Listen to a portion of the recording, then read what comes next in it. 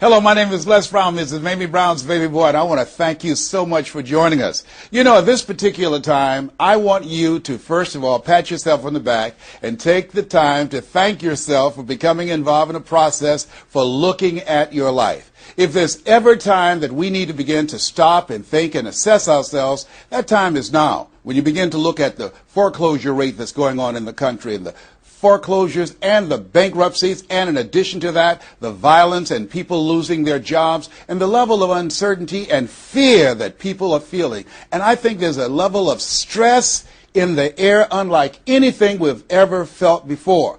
And so just to take the time to think, to pause, and particularly not only looking at what's going on, but asking yourself the question, how's this affecting me? You know, we want to all become successful, but I've found that there's some success that's toxic success. What I mean is that you don't want to end up going after goals and dreams and neglect yourself. I want you to think about your goals and dreams and things that you want to achieve, and at the top of the list, I want you to put up there your strategy for being here. I just came from the doctor. Let me share something with you. I don't care what goals and dreams that you have. You've got to have your health in order to be here. So at the top of my list, and I'm suggesting you put it at the top of your list, your strategy, your game plan for being here.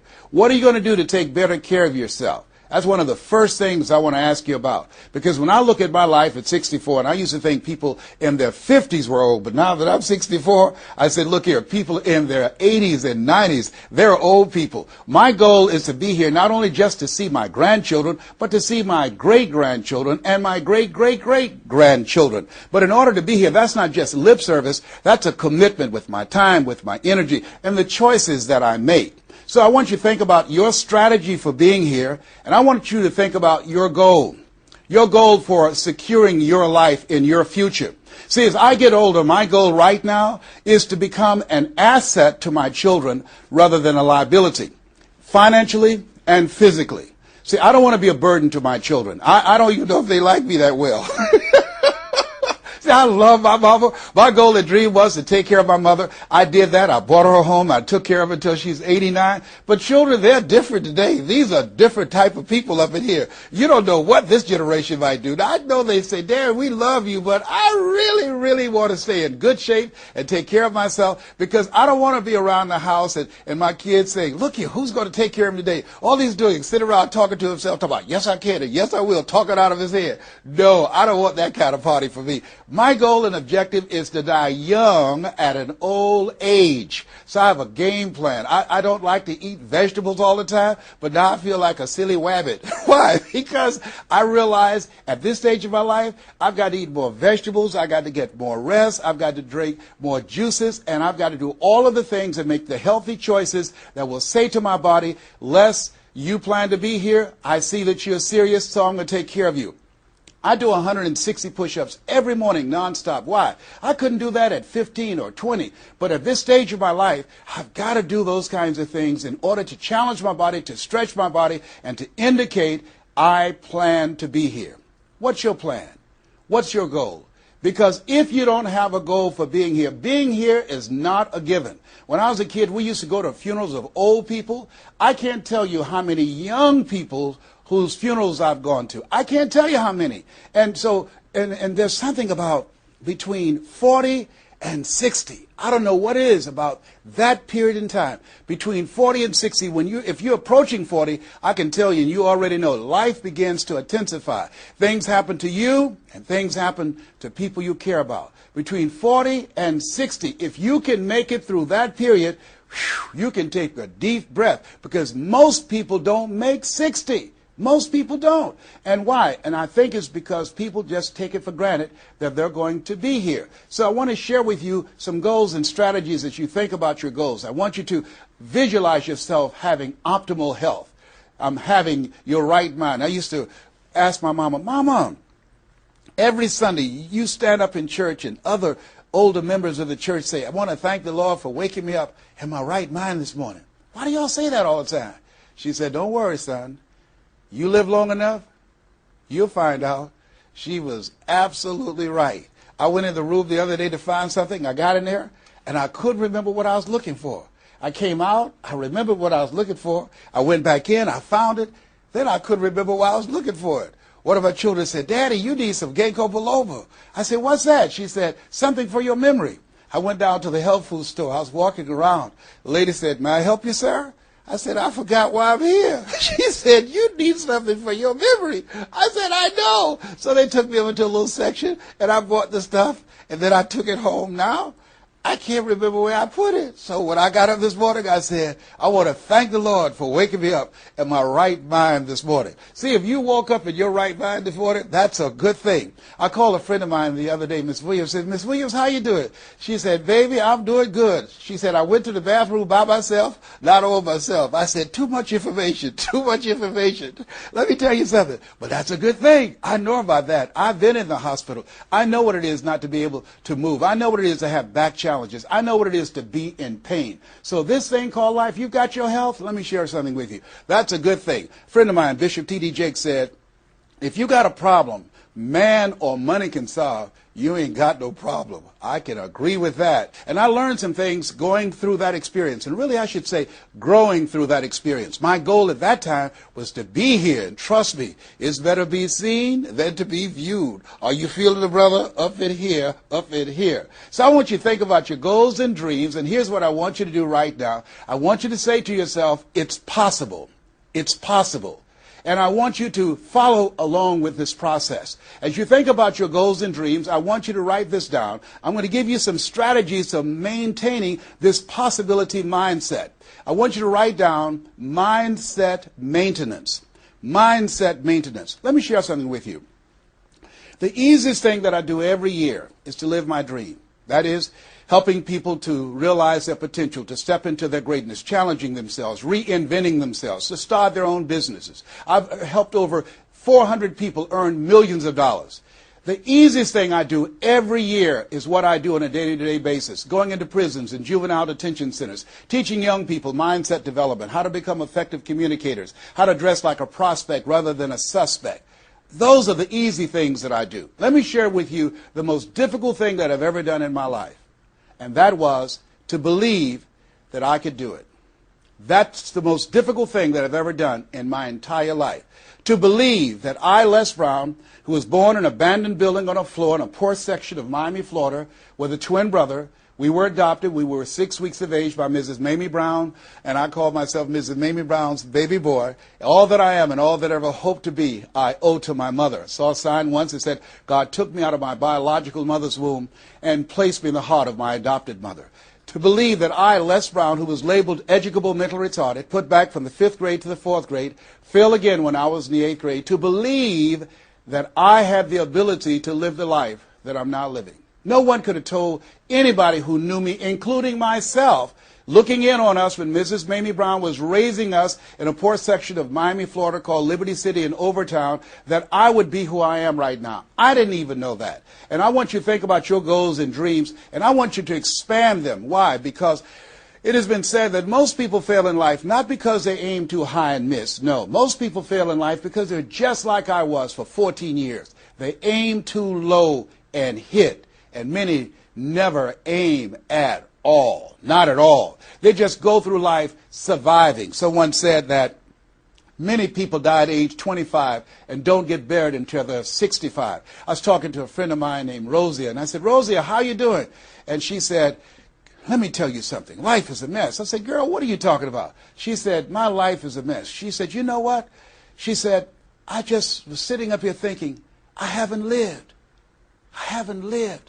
She said, I've been working hard all my life, paying bills and taking care of my children, and my children are gone, and I've just been thinking, I haven't done anything. She said, when I die, I don't want when people view my body, I don't want them to say, oh, she had a funny expression on her face. I said, what do you mean by that? I don't want to have an expression that I'm mad, because if I died right now, I would be mad. I said, why? What are some of the things you'd like to do? She said, travel. I would love to travel. I'd like to see the pyramids. I've never been to Paris. I want to go to Paris. I've never been there. There are things that I want to see, things I want to do. She said, I want to make a difference in young girls' lives, teenage mothers. I was a teenage mother. I want to be able to make a difference in their lives and see the impact that I had on their lives. And she learned, she mentioned a variety of things. And I remember a story about a lady who went to the doctor, and she was diagnosed with terminal cancer. And she came home, and she was sitting at a table, and she was drinking some coffee, and all of a sudden, she just looked up and she said, "I refuse to die an unlived life. I refuse to die an unlived life." And she decided that she was going to live. That up to that point, her life was for her family, for her children, for her husband, but she had left herself out of the equation. Have you ever done that? I remember at a period of my life, I was going to work, and I was working on a job that I hated. And at the same time, I was praying that I wouldn't get fired. I was praying that I wasn't laid off. I was miserable. Nobody was holding a gun to my head, but I showed up every day, and I used a flimsy excuse. Well, I got to pay the bills. I've got a car payment I have to pay. I have a family. I have children. I have a car note, and I have a mortgage note I have to pay. I've got to survive. I was showing up for a paycheck. Ladies and gentlemen, that's not living. And a friend of mine said, "You know when people change?" And I said, "No." He said, "When they get to the point when they say, 'I've had it. I've had it.'"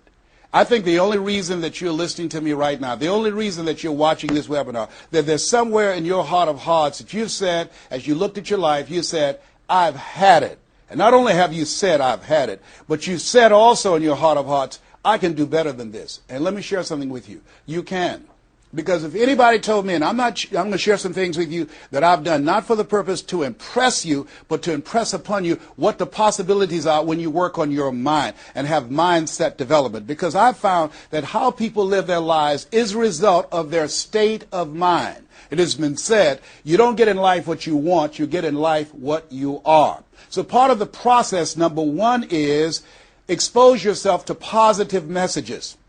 See, what I'm doing right now, I'm distracting the story that's going on in your head right now. How you live your life, how I live my life, how all of us live our lives is a result of the story we believe about ourselves. And most of us are born into stories. I was born into a story where we were poor, but we didn't know it. I didn't know we were poor until I got on a bus with my mother going to do domestic work on Miami Beach. And when we crossed the Venetian Causeway and I saw those big, beautiful hotels, and I was in the homes with my mother making up beds and cleaning, and we ate the food left over from the families that she cooked for. And we wore the hand-me-down clothes of the children that she kept. And I kept saying, "Mama, what is it, boy?" As we got ready to pack up to go back home and to Overtown and Liberty City and all the poverty and filth and the violence there, I was saying, "Why can't we stay here? Why can't we stay here?" She said, "Leslie, we can't." "Why?" "Because we can." "Why, Mama? Why can't we?" She said, "It's just the way it is. Now shut up." And I kept saying to myself, why is that the way that it is? And I guess I was okay for Wesley and Margaret Ann and Leonard and Angelo and Sharon and Linda, but it wasn't okay for me. I was curious. I wanted to live like Mr. Sidursky lived. I wanted the big car that he had. I wanted that big home that he had. We lived in a 2-bedroom apartment. It was 7 of us, plus Mama. He had a big mansion, just 3 of them, 10,000 square feet. I said, "Mama, what is it, Leslie? One day, I want to buy you something just like this." My brothers and sisters, when we were on the bus going back, they were just engaged in playful things. I was thinking and dreaming. Mama didn't understand why I was thinking like that, because I'd been exposed to positive messages. I had to take care of Mr. Sidursky. I had to shine his shoes and clean his office. And every day when he was listening to motivational messages, I was hearing those things too. Earl Nightingale, we become what we think about. All of us are self-made, but only the successful will admit it. In order to be successful, you must be willing to do the things today others won't do in order to have the things tomorrow others won't have. Your mind is a machine. You must program yourself for success. Wow. When I heard those words, I said, wait a minute. I can program my mind for success. I can program my mind for wealth. You can too. Trust me. I've earned over $55 million in the last 28 years. Anybody told me that I would be doing what I'm doing right now? I spoke recently in Sweden. They paid me 40,000 euro for an hour speech. I had no idea that this Les Brown that you now see had the ability to do that. I used to work for the Miami Sanitation Department as a garbage collector. I used to be a janitor. I used to do door-to-door sales. I used to work for Sears in Miami on Biscayne Boulevard. I had no idea this Les Brown that you now see had the ability one day to give lectures at Harvard or Yale or Dartmouth University. I had no idea that this Les Brown existed. I don't tell you that to impress you, but to impress upon you. There is more in you. Simba, there's more in you than you have been expressing. All of us have seen Lion King, some great symbols in there. And I say to you, there's more in you right now than's represented in your bank account. There's more in you right now that's being reflected by your life right now. Your life is not a true reflection of your potential. You have greatness within you. You have the ability to do more than you can ever begin to imagine. There's a reason that my favorite book says, as a man thinketh, so is he. And as he continues to think, so he remains. In order for us to begin to break into that level of greatness that we have within ourselves, you have to make a conscious choice every day to expose your mind to positive messages. So I put myself on a regimen. I do this every day, and I suggest that you do it. Write this down. Number one, listen to motivational messages every day. If you have Choosing Your Future, a set of tapes, the CDs that we produce, or Creating Your Greatest Life, I guarantee you, if you do what I'm sharing with you right now, for 6 straight months, every day, your life will never be the same again. I guarantee it 100%. You listen every day for 1 hour to Creating Your Greatest Life, any of those messages, because faith comes by hearing and hearing and hearing. What it will begin to do is interrupt the story in your mind. It will override the story that you believe about yourself. It will distract all the negative thoughts that you have that's holding you back, that held me back for 14 years. When I used to go see the #1 motivational speaker on the planet, Zig Ziglar and Tony Robbins, and my heart said, I can do that. I love to help people. I'm just like my mother. And then my mind would ask how. And I went from my heart to my mind. And my mind would say, Les Brown, you don't have a college education. Les Brown, you've never worked for a major corporation. Les Brown, you were labeled educable mental retarded. They call you DT, the dumb twin. You're not as smart as your brother. Have you ever thought about something you wanted to do and you convinced yourself that you couldn't do it? See, sometimes we need to have some external voices. And so by listening to motivational messages, that began to override the negative thoughts that I had about myself in my mind. And it gave me a new story and empowered me and gave me a vision of myself beyond my circumstances and mental conditioning and started me to writing a new chapter in my life. And so now, money will never be another issue for me. And that was an issue for most of my life because I didn't know what I didn't know and I thought I knew. So one you have to do is that you have to have a mindset development strategy where you are deliberately taking an hour every day listening to a motivational message. Every day. Here's something else. Read 10 to 15 pages of something positive every day. Why? And read it with conviction and stay focused. 10 to 15 pages every day. This is 7 days a week? Absolutely. Absolutely. Every day, McDonald's know that you know where they are. Burger King know that you know where they are. But every day they have some advertising. They have billboards, they have radio, they have television. Why? Because by exposing you to those messages, that will begin to impact your behavior. And it will drive you into the place to purchase what they're advertising. Now you're advertising for your greatness. And faith comes by hearing and hearing and hearing and hearing. So you want to listen to positive messages every day. You do this, I'm telling you, your life will never be the same again. And read 10 to 15 pages of something positive every day. I read 2 to 3 books a week. Why? Because I have goals and dreams of things I want to achieve. I want my life to count. I want to make a greater impact. At this stage of my life, I'm working on my children's education. A good man leaves a legacy for his children's children. So I'm working on their education at this point in my life. And as I begin to look at myself, in order to achieve more and to do more, I know I have to work more in my mind. And let me give you an example of how this works. The most money I've ever earned in an hour and a half, $260,000. That's the most money I've ever earned in an hour and a half. A lot of people work a whole month and don't do that, or 6 months. Then, and this is the next thing I want you to do. I want you to look at your relationships, and I want you to upgrade your relationships. See, MIT did a study, and this study indicated that you earn within $2,000 to $3,000 of your closest friends. Not only did I start reading books every day and listening to positive messages, but I separated myself from my friends who did not have goals and who did not have dreams. Why? Because people rub off on you. It's called a mind virus. You earn within $2,000 to $3,000 of your closest friends. So when you upgrade your relationships, you got to ask yourself the question, who is it that I need to associate with that I can learn from, that I can grow mentally, emotionally, spiritually, and financially? by aligning myself with another person that I can learn from. And Dr. Dennis Kimbrough said, if you're the smartest one in your group, you need to get a new group. Whoa, think about that. I was the smartest one in my group. And then one person called me who had been admiring me for years and said, Les, I want you to coach me and my trainers on how to tell a story and create value for an audience. And I want to share with you some things. I want to teach you some things, old man. I said, is that right? He said, yes. You always say you're never too old to learn and you're never too young to teach. I want to teach you some things. I said, okay, I'm open to that. Now, let me share this with you. He blew my mind. The most money, as I mentioned to you, I've ever earned, speaking to over 8,000 people in Salt Lake City, Utah, $260,000. I did an event with this individual, just over 500 people, because of what I learned from him, because I upgraded my relationships. I earned over $410,000 in an hour and a half.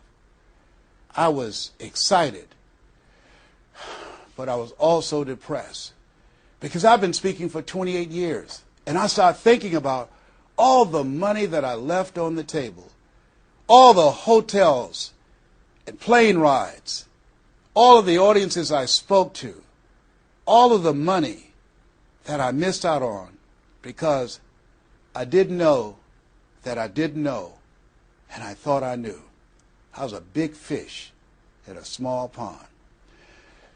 I can't tell you, if you don't get anything else, you have to look at your relationships and you've got to ask yourself the question, what is this relationship doing to me? And I mean in every area of your life. When the doctor looked at me and said, you have cancer. Cancer is the most feared word in 7 different languages. One of the first things I had to do, I found out who had cancer at some point in time or was living with cancer and conquered it. I surrounded myself with people who had done what I wanted to do, who were winning at the game. See, it's very important, every area of your life. If you want to improve your health, start hanging around healthy people. They did a 30-year study and said that the reason that most people are obese, it's a mind virus. Listen to what they said. A mind virus is communicated mind to mind. That if you have a friend that's fat or you marry somebody that's obese, you have a 41% to up to 161% of becoming obese yourself. Even if they live in another state. Whoa, why? Because birds of a feather flock together. Never forget, a high school teacher, Mr. Leroy Washington, said, Mr. Brown, if you run around with 9 broke people, I guarantee you, you'll become number 10. Whoa. Think about that. Part of your mindset development, not only listening, not only reading, but you have got to look at your relationships, upgrade your relationships, and continue to evaluate them and make sure they're an asset to you and not a liability. My son John Leslie is a motivational speaker. He has a saying, who should you count on and who should you count out? See, there's some relationships that can start out real positive, and then sometimes we outgrow people. Has that ever happened to you? Have you ever outgrown someone? Somebody you used to be close to, used to be your bosom buddy, and then you haven't been together for a time, and then when you get together, you have absolutely nothing in common. Sometimes that happens with family members. My twin brother, it's a strained conversation because he's talking about, Les, did you hear who died? No, I don't get up reading the obituary column. I'm glad my name is not there. Hello, I don't care. I'm focusing on living. Our conversations are so different. Isn't it interesting how you could be raised in the same family, same circumstances, by the same parents and end up dramatically different? It's called life. Here's the other thing that's very important. Write down the goals that you want to achieve. Write them down. Put them on a 3x5 card. And I want you to use a King James Version Bible and Matthew 7:7. Ask and it shall be given. Seek and ye shall find. Knock and it shall be open unto you. I want you to write that on one side of the card. On the flip side of the card, I want you to write down one major goal that you want to achieve. And you want to read that 3 times a day. 3 times a day. What are you doing? You're hypnotizing yourself. and you're dehypnotizing yourself. What you're doing is you are dispelling the myths and all of the spells that you're living under. I think that a poverty mindset is a spell. I think that people go so far, and because they're mesmerized by life, they unconsciously stop. And you have to break that spell by constant attention. So on one side you read your goal, that one major goal, 3 times a day. Then the flip side, you flip that scripture over. Ask and it shall be given. Seek and ye shall find. Knock and it shall be given unto you. As you read that every day, 3 times a day, I can tell you, amazing things, breakthroughs will happen for you. Now, we're going to take a break right now, and I want you to take the time to think about this one thing. What is it that you're going to do differently? Because in order to do something you've never done, you've got to become someone you've never been. You've got to be willing to give up who you have been to give birth to who you can become. I want you to take the time and write down one radical change that you're going to make about you, and you know if you do that, your life will never be the same again. This is Mrs. Mamie Brown's baby boy, Les Brown. We're going to take a break right now, and we'll be right back.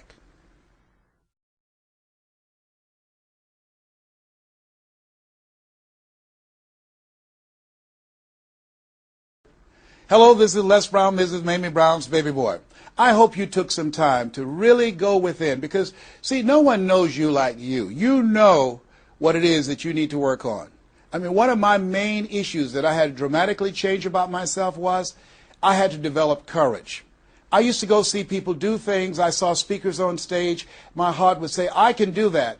But I didn't have the courage to stand up for myself. For 14 years, I procrastinated. For 14 years, I kept myself as a spectator sitting on the sidelines. And then I saw a speaker, and he was so boring, the room was as quiet as a graveyard between funerals. And I said, whoa, if he can do it, I know I can do it. And because I saw what he did, and his brother-in-law was sitting next to me, and he said, you ought to be that boring and earn the kind of money he earned. I said, how much did they pay him? He said, $5,000. I said, $5,000? He's only been talking for about 45 minutes or an hour. He says, that's how much they make.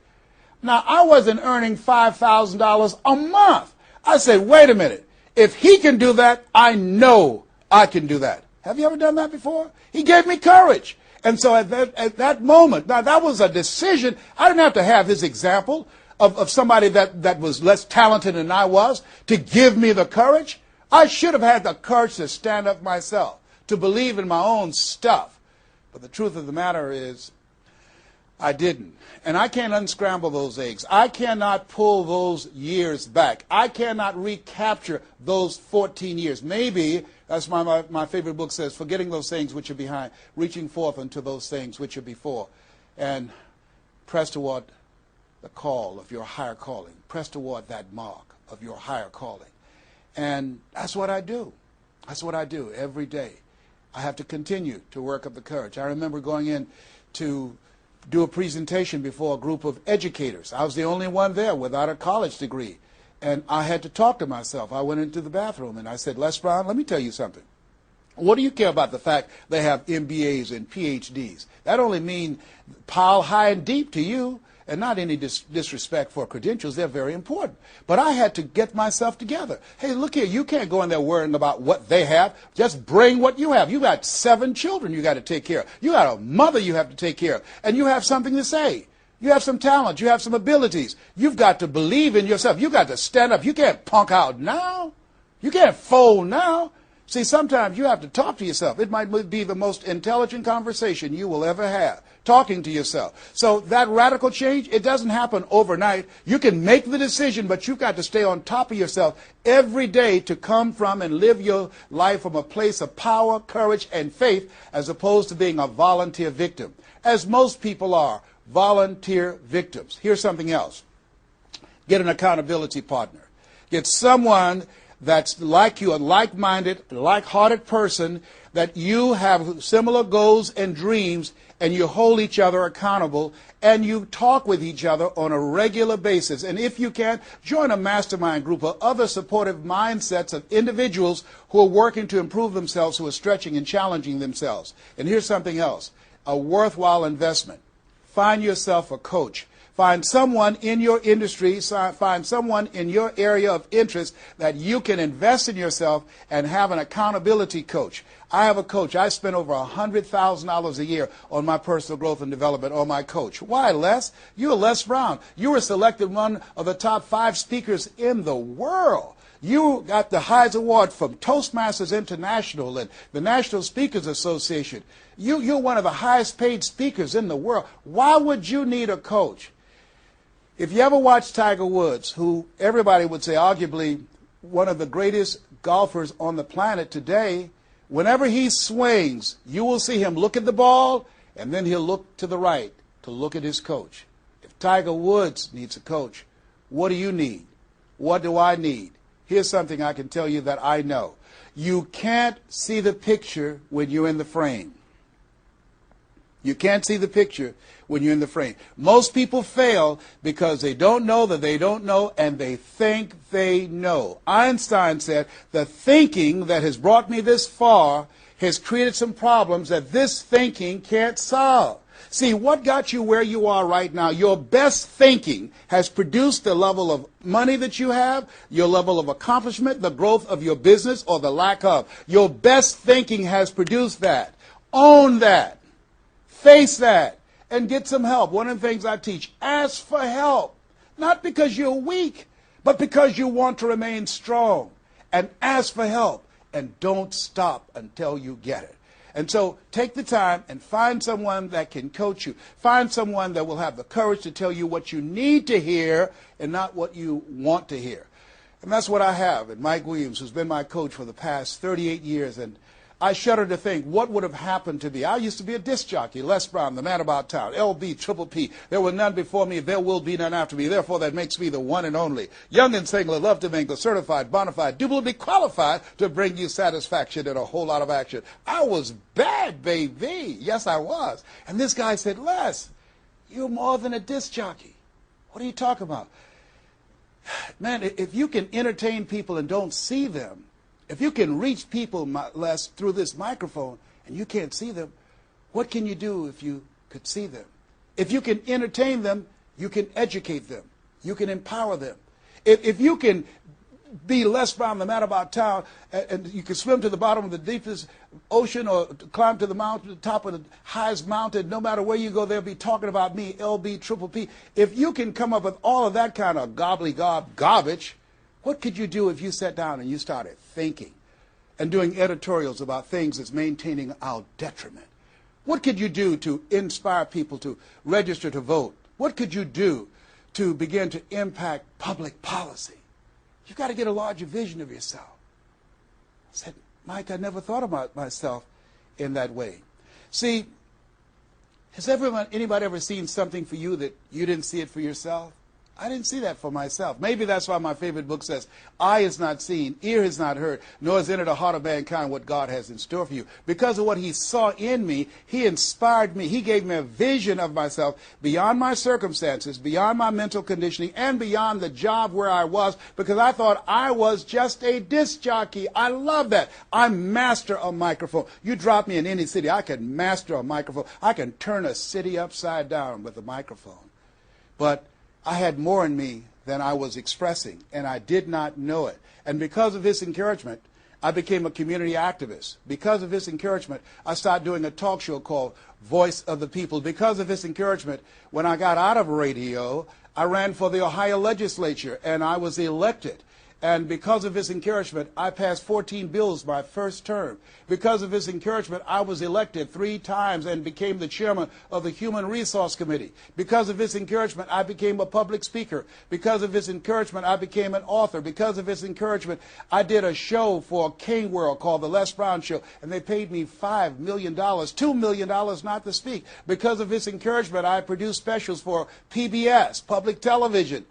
They said, you couldn't do that. You don't have a college education. It's educational television. Because of his encouragement, I did so many things I had absolutely no idea that I could do. I encourage you to live full and to die empty. There's more in you right now than just working on a job where they pay you just enough to keep you from quitting and you work just hard enough to keep from getting fired. And when you make the decision and identify that key area of your life that you need to make a radical change, things will begin to open up for you. Now, here's the other thing that's very important. Once you identify your goal, I want you to get, if possible, a visual picture of your goal. My major goal was to buy my mother a home. I got the picture of the home with a 12-foot swimming pool and a basketball court on a golf course. I bought that home for my mother. It cost just over $400,000, 10,000 square feet. I had a picture long before I had the money and the down payment to get it. My goal was to be known nationally and internationally as a speaker. I had that goal. I had a card that I had on one side, asking it shall be given, seeking ye shall find, knocking it shall be opened. On the other side I had, I'm the world's #1 orator. I produced that result in my life. I had a goal of becoming a talk show host. I used to watch Phil Donahue, and I put my picture on the screen of the television as I listened to the program. I visualized myself there, and I was called by King World Production, and I had my own talk show. Well, it was the highest rated, fastest canceled talk show in the history of television. Well, at least I had one. It's called life. Now, here's something else. You will fail your way to success. Trust me on that. You can have a lot of failures, a lot of disappointments, but you will fail your way to success. Goethe says, that which does not kill you will make you stronger. See, 85% of people allow their fear of failure to outweigh their desire to succeed. That's why you have to be of good courage. You have to have courage. When life knocks you down, I have a saying, try and land on your back, because if you can look up, you can get up.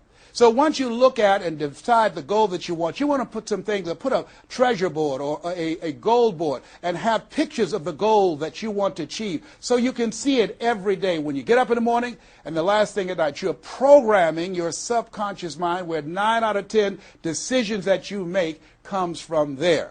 Here's something else. Not only do you want a physical picture that you can see every day to remind you to keep you on course, but the other thing that's very important in achieving your goals, writing your goals down in detail and having 7 action steps that you take every day. Now, Robert Schuller said, by the yard it's hard, but inch by inch, anything is a cinch. You want to think about what are the things I need to do every day. Break it down into increments. You have your 30-day goals, and you have your 3-month goals, and your 6-month goals, and your 1-year goals, all right? You want to break it down in increments. What do you need to do starting today? Don't squander any time. There goes a second. There goes another second. There goes another second. And all the power in the world can't bring it back. So what are 7 things that you can do starting today? And then once you do those 7 things, then you work on all the other stuff. But what are the 7 most important steps that you can take that can move you in the direction of your goal? And when I decided to become a speaker, I started memorizing quotes every day. That was one of the goals I had, to memorize quotes. I have probably over 400 to 500 quotes and statistics in my head in all kind of areas. I've spoken at the National Convention for real estate conventions, RE/MAX. I've spoken for doctors and lawyers. I trained over 5,000 doctors last year, teaching doctors how to communicate with their patients to increase their taking of their hypertension medication, to increase their compliance from 30%. I was paid $640,000 in 1 month, Monday through Thursday, 30 minutes a day. A lot of people work a whole year and don't do that. I don't tell you that to impress you, but to impress upon you. You've got greatness in you. You can do more than you can ever begin to imagine. I had no idea this Les Brown UC existed. I had no idea.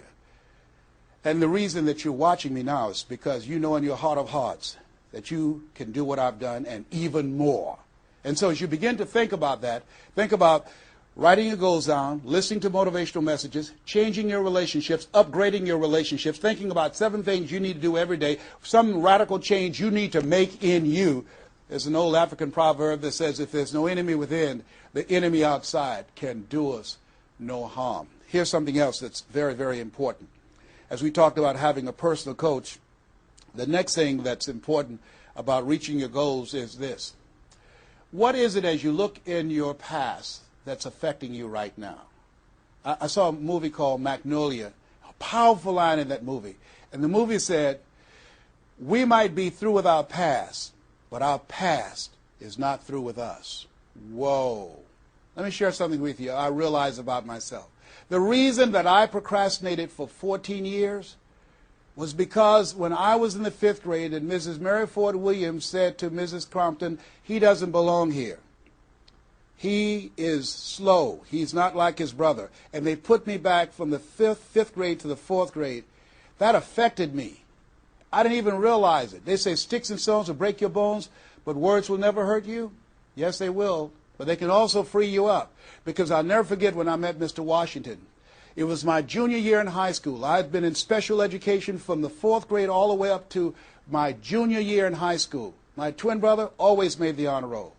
And he said, young man, work this problem out for me. He was a new instructor. I said, sir, I can't do that. He said, why not? I said, I'm not one of your students. He said, look at me. Yes, sir. Work the problem out anyhow. I can't do what you asked me to do, sir. Why? Sir, because I'm educable, mentally retarded.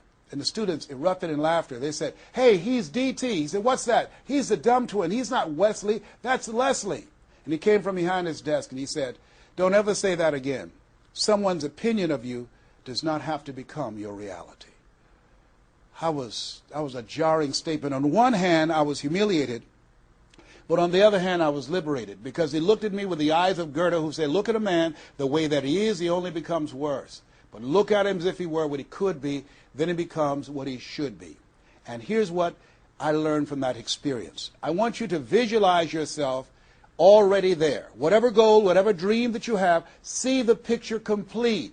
See yourself there. Why? We have something at the base of our brains called the reticular activating system. See, you have genius within you, and to prove it, let me give you an example. The other night, I said, I've got to get up tomorrow morning at 7 o'clock. I was at a hotel. I called downstairs and told them to call me at 7 o'clock. The hotel neglected to do it, but I woke up at 7 o'clock on the nose. Have you ever done that before? How did you know when to get up? Hey, that subconscious mind. Everything we need, the answers are already there. Have you ever seen somebody and said, you know what, I remember your face, but I don't exactly know where. And then later on you say, hey, I know where I saw you, and it came. What happened? The conscious mind sent that thought to the subconscious mind, and it pulled that information up and gave it to you. Now, when you begin to hold the vision of what it is you want to achieve, you stimulate what is called the reticular activating system. It's a network like group of cells at the base of your brain. Let me share with you how it works. Have you ever purchased a car? No one goes to buy a car that has the same color that everyone else has. Has that ever happened to you before? But then once you buy the car and you drive it off the lot, you start seeing it everywhere. Say, hey, where did this come from? Let me tell you what happened. You made an investment. And because you made an investment, that piqued your awareness, that stimulated your reticular activating system. Another case in point. I was at a party with a friend of mine, and we were dancing, and music was blasting. And she said, wait a minute, my son is crying, he's at the door. I said, your son's not at the door, because even if he were, you wouldn't be able to hear him. And she stopped, went to the door, opened the door, and there her 4-year-old son was at the door. How did she hear it and I didn't hear it and the other people dancing? It wasn't our child.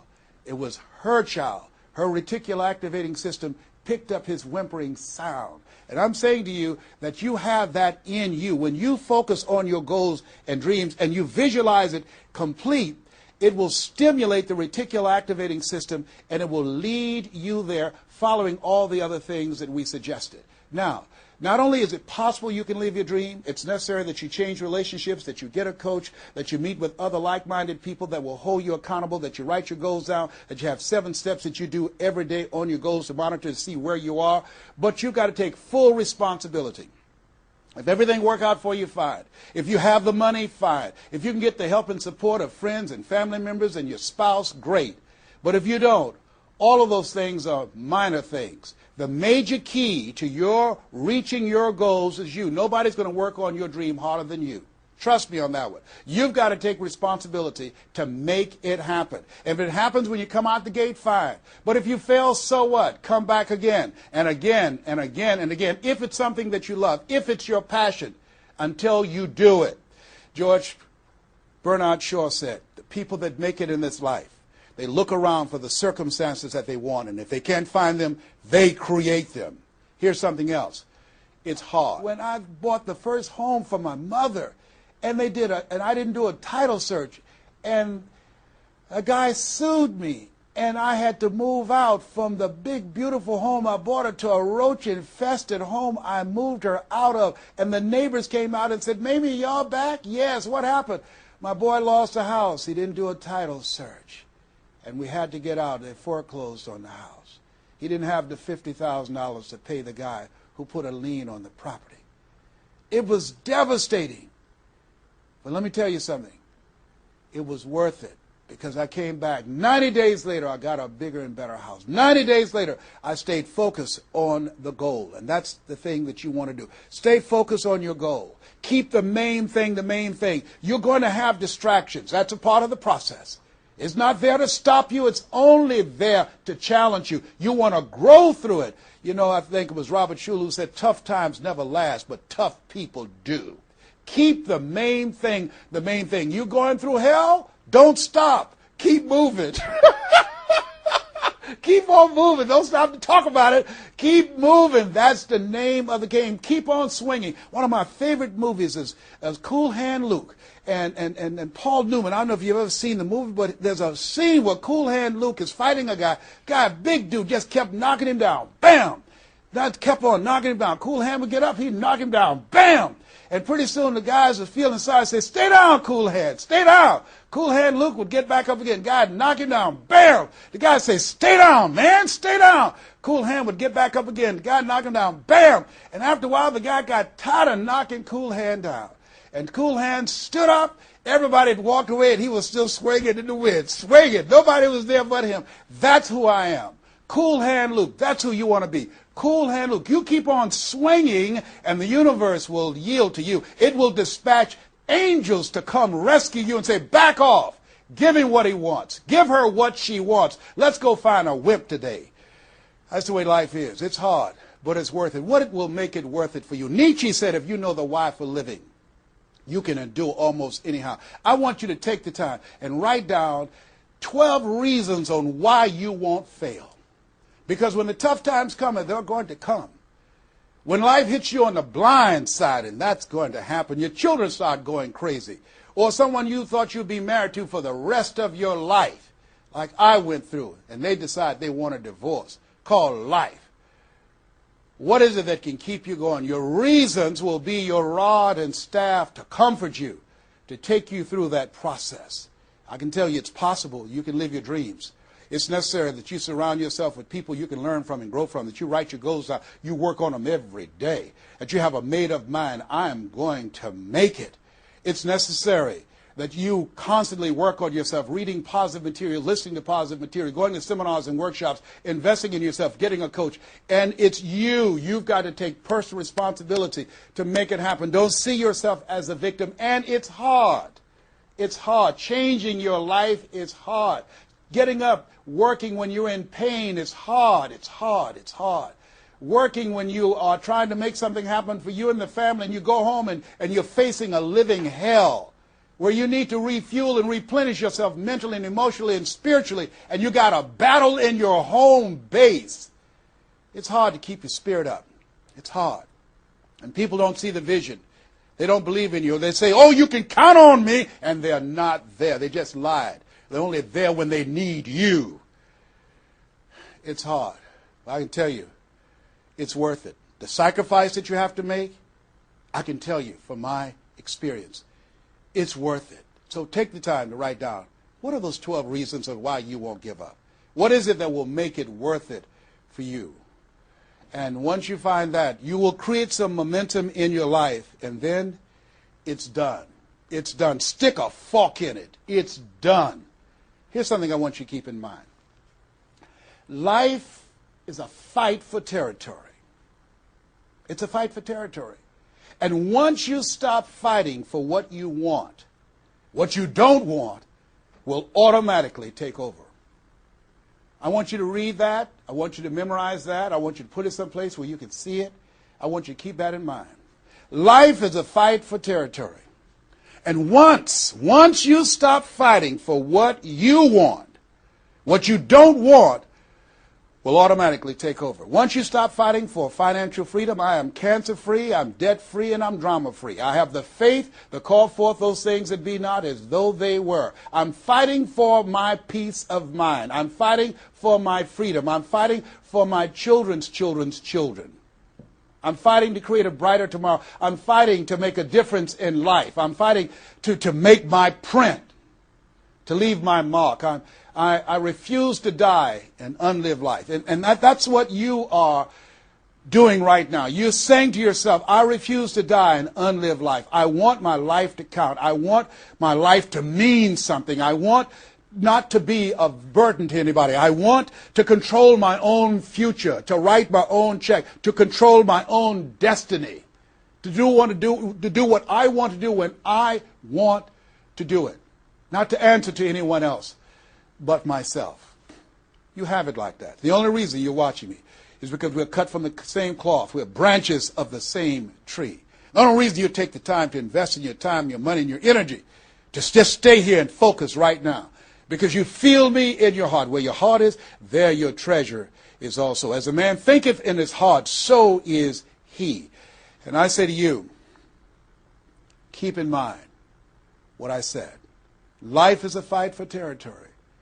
And once you stop fighting for what you want, what you don't want will automatically take over. Jim Rohn said something I love. He said, when the end comes for you, let it find you conquering a new mountain, not sliding down an old one. No. Life is too short and unpredictable, as Helen Keller would say. Eat the dessert first. Don't let it find you sliding down the same mountain. I don't know what your goals are. I don't know what your dreams are. Here's what I know about you. You have greatness within you. Here's what I know about you, and I don't even know you, but based upon my own experience, you were chosen on purpose for a purpose. 1 out of 400 million sperm. You have greatness within you, but greatness is a choice. It's not your destiny. It's a choice that you have to make every day. Choose ye this day whom ye shall serve. The mediocre part of yourself or the greatness that you were chosen for. This has been Mrs. Mamie Brown's Baby Boy. I hope you've gotten some value out of this. It's been a plum-pleasing pleasure as well as a privilege. God bless you. God bless your dream. And God bless the greatness that is in you. The world needs you, and we need you now. And so it is.